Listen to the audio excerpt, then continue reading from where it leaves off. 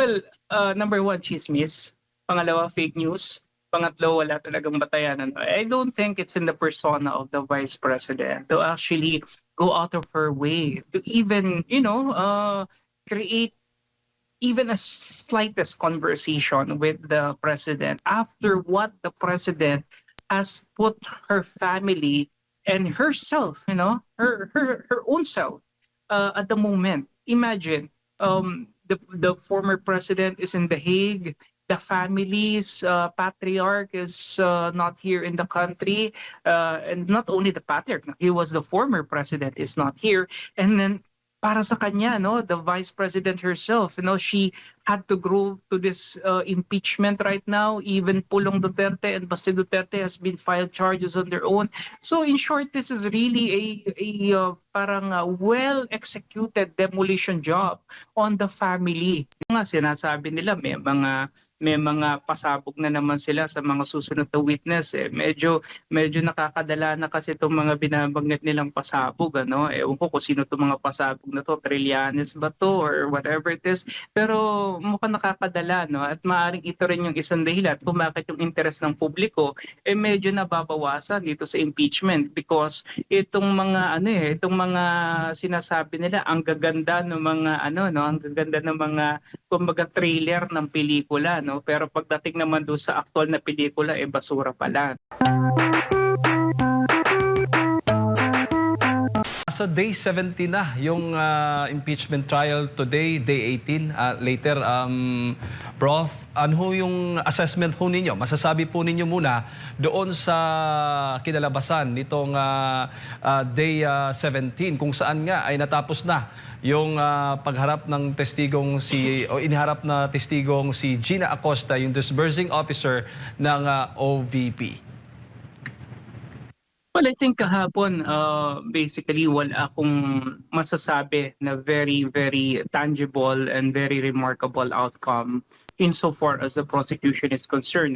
Yes, they were able to bring out, in the open several names like yung mga ginamit dito sa disbursement, pero I think it's still clothed with the idea and the ideal as to why we have it as confidential now in the first place. So I think other than that, yung mga names na nailabas, wala akong masasabing masyadong puntos, insofar as the prosecution is concerned. Actually, mas nakita nga natin dito yung sidelights na naman, yung mga binanggit na naman na pahayag nitong ating mga senators, particularly itong si Senator Raffy Tulfo, na parang binubuli niya, and parang binibelittle niya itong ating testigo, so I think it's still very much within the within the control of the defense, kung paano nila sinalag kahapon, dahil nga wala naman direktang paper trail in the first place na na-establish, na magpapatunay na talagang nakinabang yung ating ikalawang pangulo dito sa pera na ibinibigtang nila sa kanya, Yes, it was disbursed. Yes, it went through the bureaucratic channels as how it should be, Pero yun nga, ang kailangan kasi dito ma-establish is meron ba talagang direktang pinakinabangan dito yung ikalawang pangulo? Ibinulsa niya ba yung pera? Siya ba ay nakinabang dito? I think those are the things that were not settled yesterday, At kahit anong galing man sa isip niya ni Attorney Ligutan, mukhang hindi yata niya na ilabas yung gusto niyang sabihin, dahil nga I think the witness really stood her ground as well. Opo, at laging binabanggit yung pangalang si Colonel La Chica ni Gina Acosta. Pero nang tinanong kung siya na ba ang susunod na testigong ihaharap ng prosekusyon, hindi pa natin alam kung kailan pa susunod siyang ihaharap. Tama ho ba yung naging obserbasyon ng mga senator judges? Although wala naman sa kanila yung talaga na kung sino yung susunod na testigo ng prosecution. Pero para lang magkaroon ng yung line of thoughts, kumbaga, Prof, ay magtutuloy-tuloy. Yeah. Dapat ho ba? Ganun din dapat ang ginawa ng prosecution? Yes, Kasi ang nagbibigay na to talaga, no, at naglabas ng mga listahan from the very beginning, and if there will be some changes and modifications, I think they need to actually be open to that on as a per need basis, no, especially right now, no, na hindi nila masyadong nakuha or na-extract dito kay witness SOD yung gusto nilang malaman dahil nga ibinabato dito kay Colonel Lachica. I think it's really incumbent, ano, dito sa prosecution na tawagin na itong si Colonel Lachica kasi para hindi mawala yung tinatawag natin na follow through. Tama yun, yung train of thought, ano, kasi nga it's already been established, and I think maganda na meron tayong follow through doon, ano, para malaman natin talaga, no, na kung meron ba talagang katotohanan o wala, no. Pero ito pagpapakita lamang na mukhang hindi naging matibay yung sequencing ng mga witnesses na gustong ipatawag ng prosecution, and then may kita natin na medyo hindi nailatag ng maayos at maaari rin naman siguro na pagpapakita ng kakulangan din ng preparation, ano, on their part. Pero I think with what the witness already pointed out yesterday, I think kailangan talaga maipatawag na itong si Colonel Lachica for us to be able to really verify. Oo, at marami ding nagsisilabasang mga spekulasyon. Takot ba yung prosecution na iharap itong sila Chika? Kaya ayaw nilang isunod dito sa magiging nagpapatuloy na impeachment trial? Sa tingin po ninyo, Prof? Definitely, no. Pwede hindi natin inaalis yung angulo na yon. Lalong-lalo na ang mga sumasala ngayon sa witness stand, alam nila that these were people who worked under the OVP, and practically speaking, they are also trying to ascertain kung meron ba talaga silang makukuha o meron ba talagang substantive element yung kanilang mga ipapahayag, o mas lalo ba itong magbabaon doon sa kinasasadlakan ngayon ng prosecution na kung saan pang 18 araw na ngayon, pang 17 araw, pero I think I am not yet seeing a substantive and decisive victory in any of these days insofar as the prosecution is concerned, ano? Other than, of course, grandstanding on the part of several senators who are allied with them, o kaya itong masyadong pagmamaneobra nitong kanilang mga abogado na para bang kinakayan-kayanan lang nila yung defense, no? Pero we need to understand that in a prosecution, in an engagement or in a proceeding like this, talagang expected naman natin yan, ano? Pero kinakailangan din siguro na maging matapang yung prosecution na ilatag yung kanilang mga testigo kahit ito pa ay nagtrabaho dun sa Office of the Vice President, because they're trying to make a good case here, no? And they can never do that unless they will be able to get the people that directly work with the OVP and that directly were given allegedly the orders, no, to actually disburse this amount or to encash this amount. And kinakailangan talaga nilang harapin yung kanilang mga pangamba kung sakasakali mang natatakot sila. Dito natin makikita kasi yung true test of the mettle, of a good litigant, no? Kung papaano niya talaga ilalatag yung tamang mga tanong para ma-extract yung mga sagot na gusto niya malaman o makuha from a witness to ascertain na hindi ito nagsisinungaling, or to find flaws or inconsistencies dun sa kanyang mga magiging sagot. Oo. At isa sa mga ina-establish din doon sa pahayag po o sa testimonya ni Gina Acosta, patungkol pa rin dito sa 125 million pesos na confidential funds na ginastos within 11 days, kasi yun talaga yung ina-highlight nito nga nasa prosecution. Sinabi na dumaan naman pala sa regular na proseso. So, Right. ano bang mali doon, Prof? Yeah. Exactly. Again, we boil down to the idea of optics, no. Ito yung tinatawag natin kasing yung mga statements na sa tingin nila ay magkakaroon ng shock factor, insofar as our kababayans are concerned. Again, when you look at the entirety of this impeachment, isa lang naman talaga ang pinututungpalan nito, no? It's the control of the narrative, no. Yung pagbato ng mga akusasyon kahit wala naman talagang sapat na batayan at sapat na basihan para lang talaga ipin down yung ating ikalawang pangulo. And again, I always say this, no, this is really in preparation for 2028 elections. Make no mistake about it. Well, anyway, at any rate, siguro kinakailangan din naunawaan ng ating mga kababayan, and I think many of our countrymen are actually slowly grasping the full extent of the approach and the characteristic nung atake na ginagawa rito ng prosecution, na yun nga, they're making a very big issue out of something na kung tutuusin talagang procedurally tama naman at wala naman talagang nilalabag, no? Pero kasi kapag inilatag nila doon sa kanilang mga pahayag, sa kanilang mga soundbites, parang lumalabas na merong irregularidad na nangyayari, which I think from the get-go, and I think even the presiding officer already is consistent that there's really no irregularity. It's just that yun nga, yung shock factor, no, para bang ginugulat yung publiko na merong ganito. Pero kinakailangan maunawaan din natin mga kababayan na lahat ito po ay kasama doon sa konteksto at konsepto ng isang confidential fund, no? Kasi it will not be a confidential fund if all these elements are not present in the first place. And this is what the prosecution is trying to magnify, telling us na merong hindi tama, na may illegal, may irregular, pero in reality there's none, no? Kaya nga sa totoo lang, this impeachment trial, when you look at the outlying context of this proceeding, para talaga tayong nag-aaksaya ng pera, nagsasayang ng oras, nag-aaksaya ng panahon sa isang paglilitis na kung tutuusin kaya naman talagang unawain, no.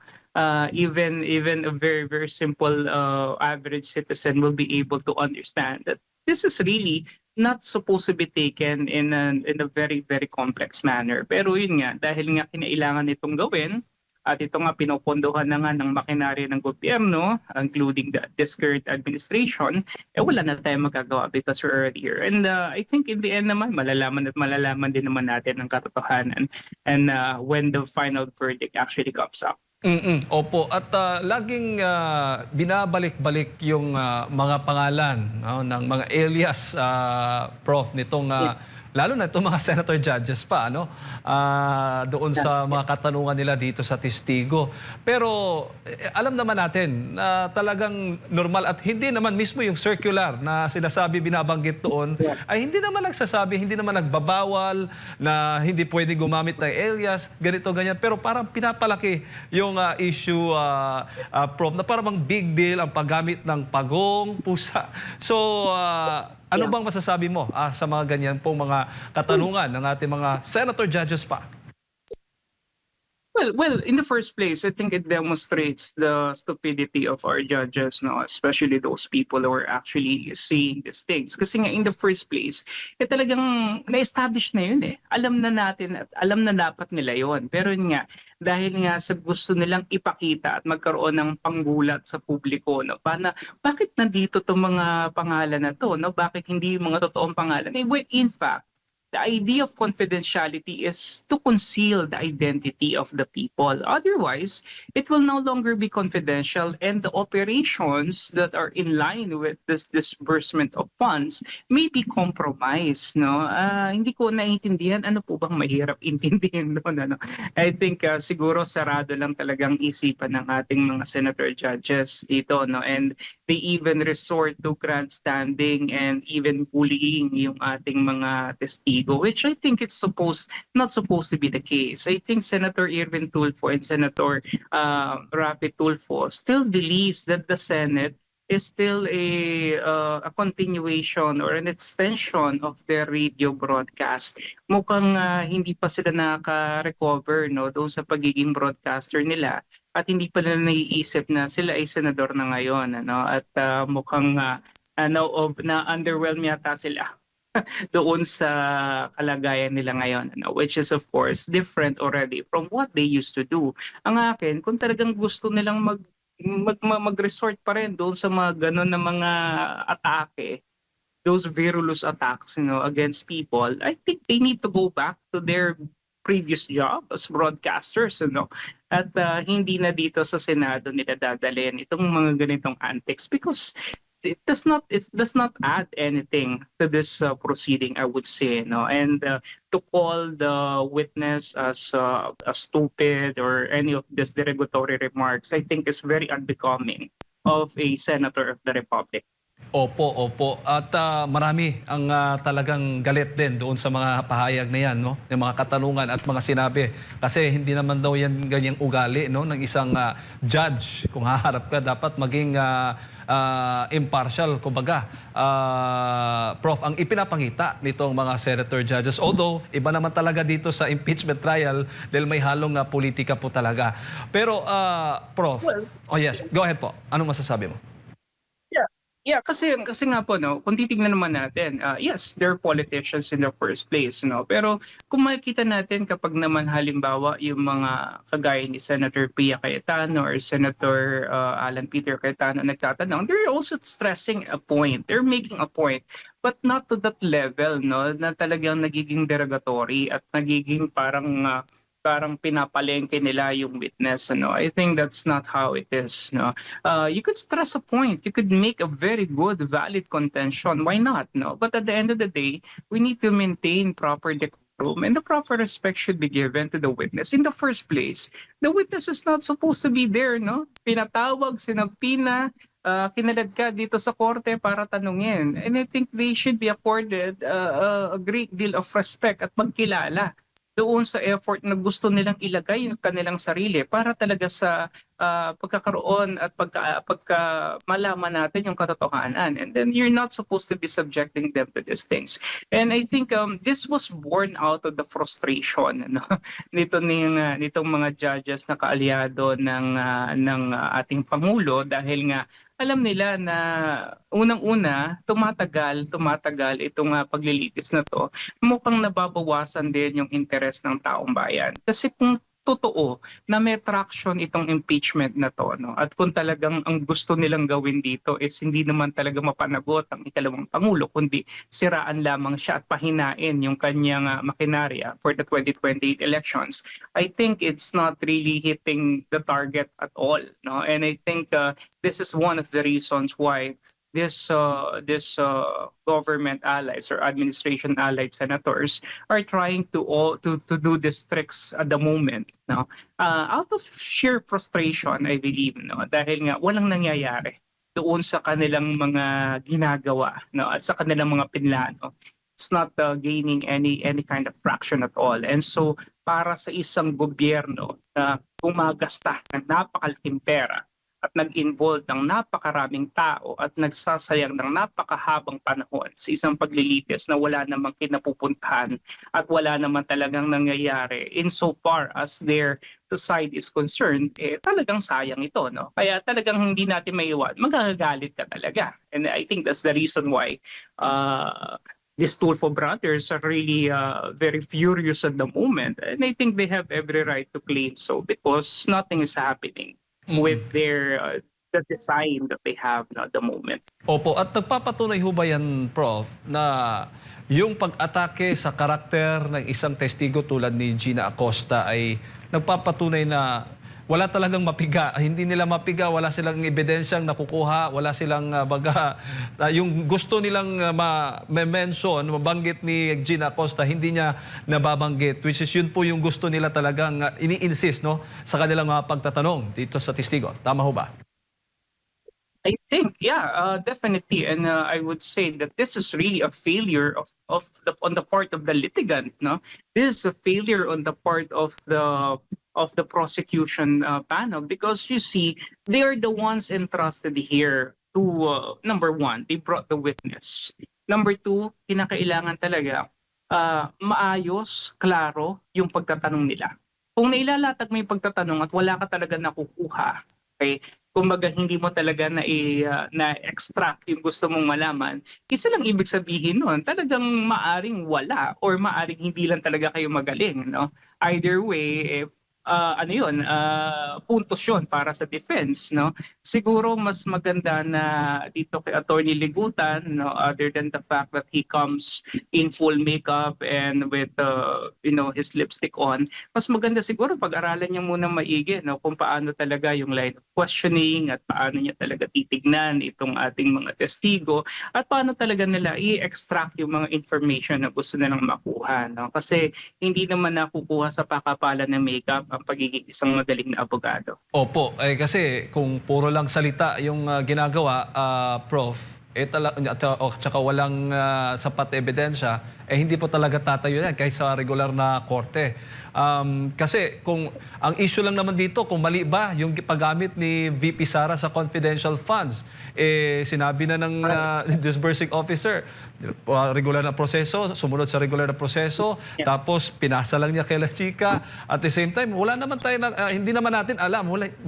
Para bang speculations lang yung naririnig natin, gumagawa-gawa na lang ng istorya, pinagtatahi-tahi, batay po sa sarili po nilang interpretasyon. Ganun ho ba ang nagiging obserbasyon po ninyo sa mga katanungan o mga konklusyon na dito o mga pahayag ng mga sa impeachment trial? Yeah, absolutely, no, absolutely. Kasi when you don't have a clear case, you just resort to other antics. You resort to either grandstanding or you resort to belittling the integrity of the witness because you don't have a case in the first place, no. Yun yung problema, no. And I think the prosecution should understand this. Anyway, mahaba-haba pa naman itong impeachment trial, ano, at meron pa naman silang pagkakataon siguro to regroup and to recalibrate and try to see how could they unearth, no, or bring out in the open. Ito nga sinasabi nila may mga pasabog na naman sila sa mga susunod na witness. Medyo nakakadala na kasi itong mga binabanggit nilang pasabog, ano. Ewan ko kung sino itong mga pasabog na to, Trillanes ba to or whatever it is. Pero mukhang nakakadala, no, at maaaring ito rin yung isang dahilan kung bakit yung interest ng publiko medyo nababawasan dito sa impeachment because itong mga sinasabi nila ang gaganda ng mga ang gaganda ng mga kumbaga trailer ng pelikula, no, pero pagdating naman doon sa aktual na pelikula basura pala, no. So these things, no, hindi natin to kinakailangan in the first place kasi if they're really good, if they really are prepared as they are claiming to be, and if they're always saying, no, kagaya every time na may tatapos ang impeachment proceeding, meron silang press con, itong sinasabi lagi ni Tere Redon na nanalo sila na naman, that they scored a big victory, that publiko naman na magsasabi noon, hindi naman sila, no, because itong prosecution, what they're very good at is ito nga, number one, creating the impression that they're getting the upper hand. Number two, creating the idea or the concept that merong direksyon yung kanilang mga sinasabi when in fact hanggang ngayon nangangapa pa rin sila ng mga ebidensya. And I think this is really the problem when gumawa ka ng isang kaso na in the first place, wala ka naman talagang matibay na tinutuntungan. And I think this is something that they are already experiencing right now. Pero syempre, pagdating sa mga press con nila, sa publiko, they will always demonstrate the idea that they're good, they're doing well, when in fact, talagang may kita natin na sabog-sabog talaga ang prosecution at this point. Prof, si Partner Admar kasama ko po dito para po sa mga karagdagang katanungan po sa inyo. Magandang umaga po, Prof. Yun bang ditong nakalipas na day, 17 trials na po sa impeachment, hanggang sa kasalukuyan ba ay naghahanap pa rin sila ng patunay? Parang parte pa rin ba ng sinasabing fishing expedition mula doon sa Kamara hanggang sa kasalukuyan? Kasi makikita mo rin sana nila the way sila magtanong, na-frustrate na rin sila kasi meron silang gustong lumabas sa bibig ng witness pero hindi nila makuha to the point na kanina nagkikritik na lang sila doon sa paulit-ulit na sagot po ng witness, Prof.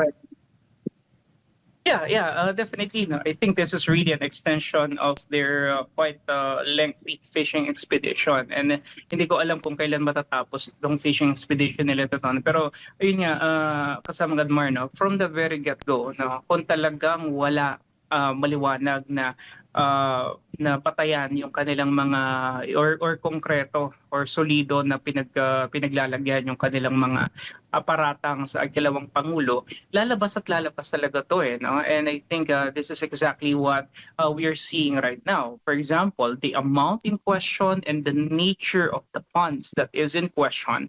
And I think it's incumbent for them to really establish, number one, the paper trail, that the vice president was able to amass this amount of money straight into her into her account or whatever it is, kinakailangan may establish yun para masabi natin na talagang nakinabang siya doon sa pera ng bayan o doon sa kaba ng bayan. Pero up to this time, hindi pa rin nila to na-establish, and they're focused on this people na gumawa ng kaparaanan para talaga mangyari yung pag-transfer ng funds and everything. Pero yun nga, lumalabas naman kasi na dumaan naman talaga sa tamang proseso. So if it was indeed a regular and a legal process that transpired, so anong problema?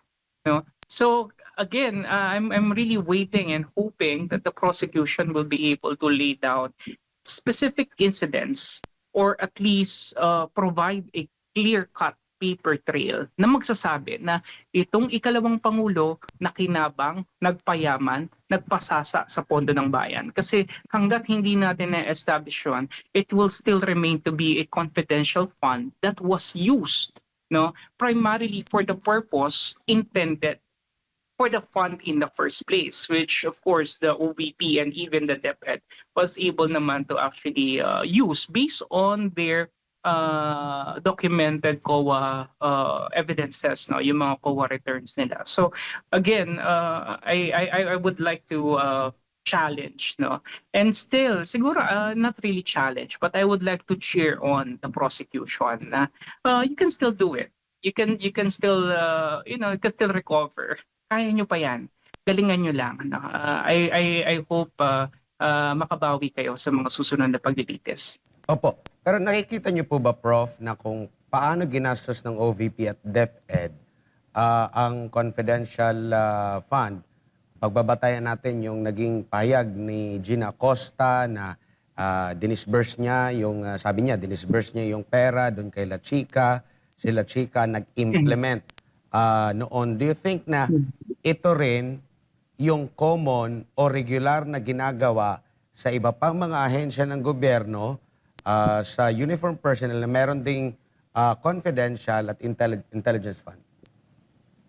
That's the problem, Sir Edmar, primarily because ang focus natin kasi rito, masyado tayong nakafocus dito sa 125 million. Nasabihin na natin 625 million in total ng mga confidential fund ng OVP at ng DepEd.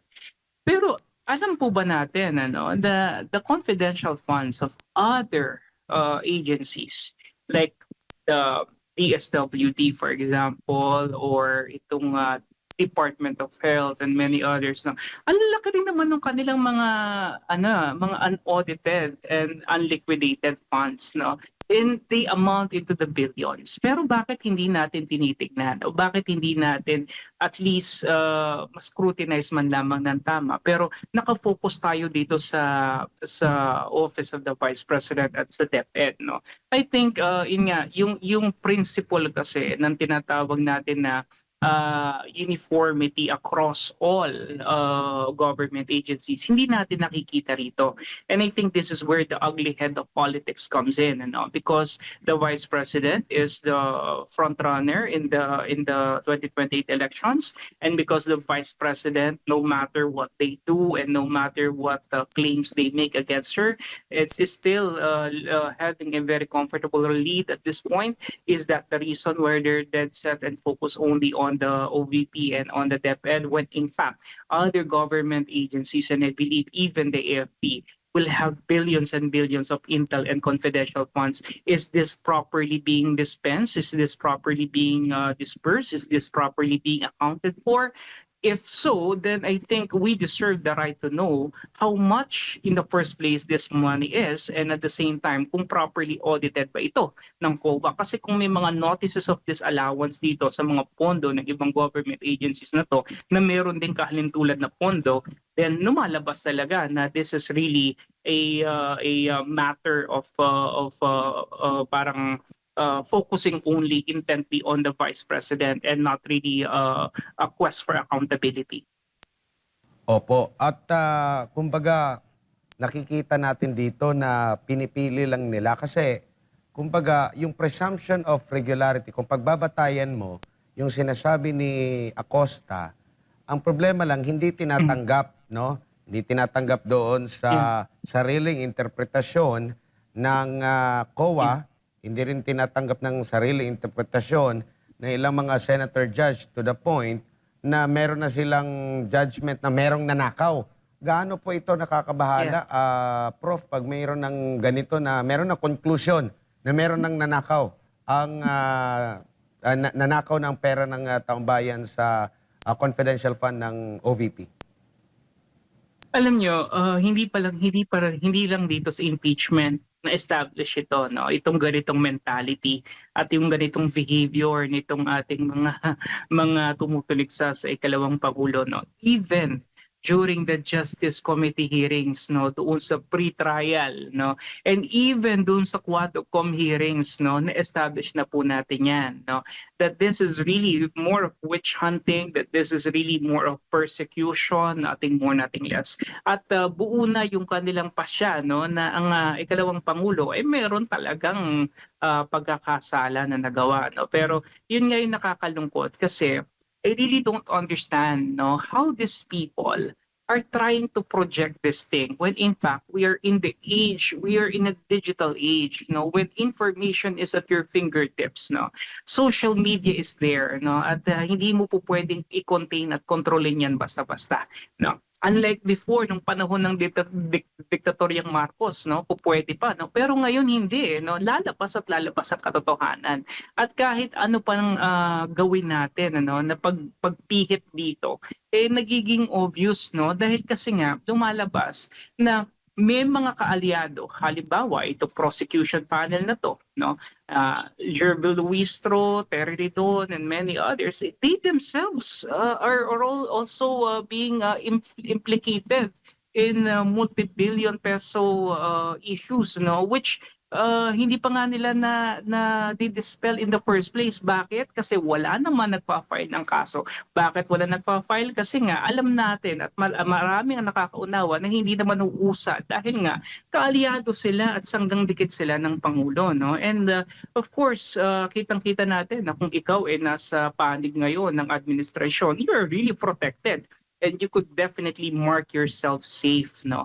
Kaya nga ito yung nakikita ng ating mga kababayan ngayon na yung ginagawa laban sa ating ikalawang pangulo walang iba kundi paraan lamang nila para talaga i-distract at i-discount yung ating ikalawang pangulo so that she will not be able to run for 2020 elections. Pero unfortunately, all the efforts, all the money and the resources being spent on this is backfiring, ano, at hindi nila talaga nakukuha yung resulta.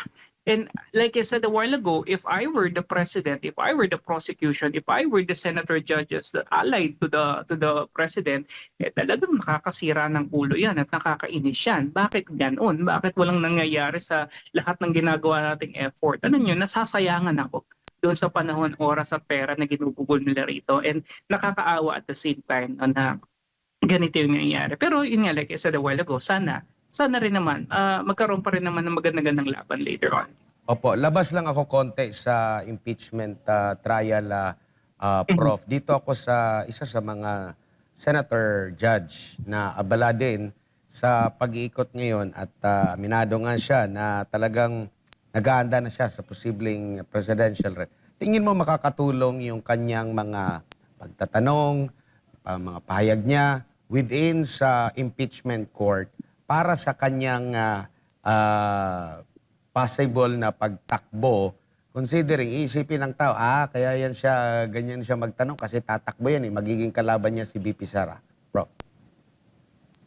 Well, in the first place, hindi naman natin siguro may aalis sa kanya yung kakayahang magtanong because she's a senator judge, no? Now, as to what really the purpose and the intent, I think I would say, number one, it could be judicial. On the other hand, it may be political, no? Pero sa totoo lang, ano, kahit naman siguro, I'll just be very frank and honest about this.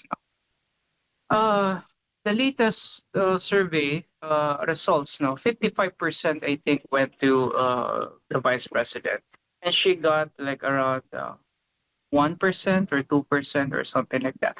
Okay, I tell you this: it will take a great deal of effort, painstaking considerations on her part, for her to be able to mount a good fight against the vice president, no? And nakakalungkot because the vice president is not even doing anything other than defending herself in the impeachment court. She is not really making pronouncements against administration na sobra-sobra, no? Wala masyadong nagiging pahayag except for yung naging panawagan niya na yung travel expenses ng Office of the President gawing publiko, which I think is right, no? Kasi nga, we're demanding accountability, di ba? And I think that's just right. Pero, I mean, going back to the Senator Judge, mukhang lahat na yata gagawin niya, no? At ginagawa naman niya ngayon, pati pagkanta sa mga palengke, pakikipag-ulayo sa mga tendero ng isda, ng manok, ng baboy, pero mukhang makikita natin sa susunod na survey kung tataas ng mga 1% or pinakamataas na siguro 2% yung kanyang numero, no, later on.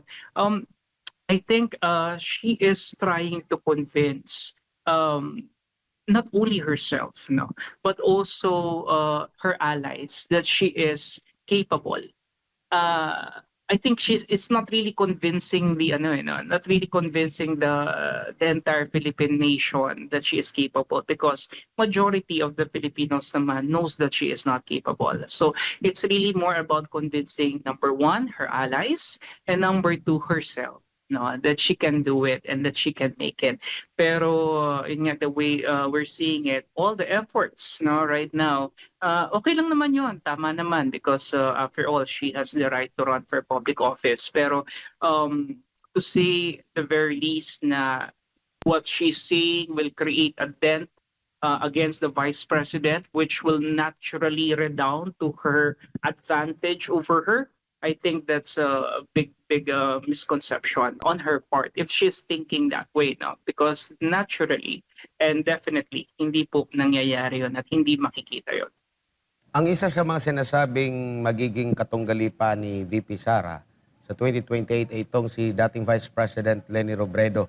Tingin niyo po, sapat na yung kanyang, after nung kanyang pagtakbo na natalo siya at naging mayor siya ngayon, sapat na yan para mag-resonate yung pangalan niya, lalo na sa Visayas at Mindanao. Siguro dito sa Luzon, may laban-laban, lalo na sa kanyang lugar. Pero yung kanyang naging trabaho ngayon, yung pagiging mayor niya ngayon, sapat na ba ito para makumbinse yung kabuuan sa Pilipinas, mga Pilipino, para siya ang iboto, di kayo magkaroon ng magandang laban sa darating na 2028 elections? Akala ko, kasama Gatmar, ang sasabihin mo, sapat na ba yung 500 million? Okay, hindi. Kidding aside, no? Well, sa totoo lang, if you're going to ask me upfront, if there's one person that could somehow mount a good fight against the vice president, I think it will have to be Leni Robredo. Okay, I think it will have to be her. Now, why? Why? Well, number one, meron din siya kasing solid block, no, to begin with. Pero ang nakakalungkot ngayon kasi doon sa solid block na yon, and I'm not only talking about the geographical block, no, dito sa Bicol, pero I'm also referring to the kakampings, no. Pero ang nakakalungkot kasi ngayon, and I think many of the kakampings may find it very, very hard to understand or even accept, no, as how their saint, no, if I may call her a saint, itong si VP Leni Robredo or Mayor Leni Robredo, is actually now lining up with the administration, particularly with Marcos. And nakakalungkot siguro para sa kanila na yung mga binanggit nila na mga pahayag doon sa mga lalaking rally nila sa Ortigas, sa Pasig, wherein nagkulay rosas talaga yung kabuuan ng stretch ng Pasig ngayon. Mukhang ngayon itinalikuran na kapalit ng 500 million pesos, no, na ipinangako naman at binigay sa kanya ni President Marcos, no.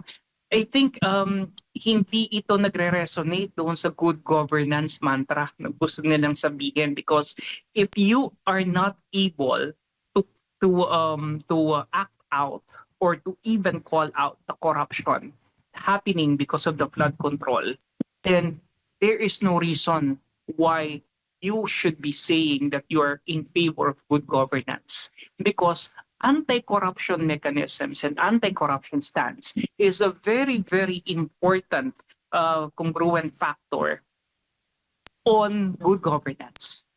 In fact, kaya nga tayo may prinsipyo ng good governance, sana maintindihan po natin sa lahat ng ating mga taga-subaybay, dahil may corruption. Because there is this direct correlation between corruption and good governance, di ba?